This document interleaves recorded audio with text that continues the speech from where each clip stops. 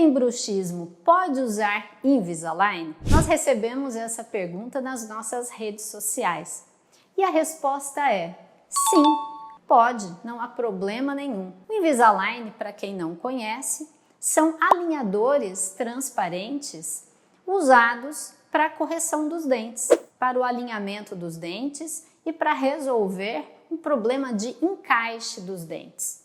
É um tratamento ortodôntico. Quem tem bruxismo é quem range os dentes, raspa os dentes de baixo nos dentes de cima. E a dúvida muitas vezes é: doutora, será que esses alinhadores não vão quebrar? Será que eles não vão estragar por causa do bruxismo?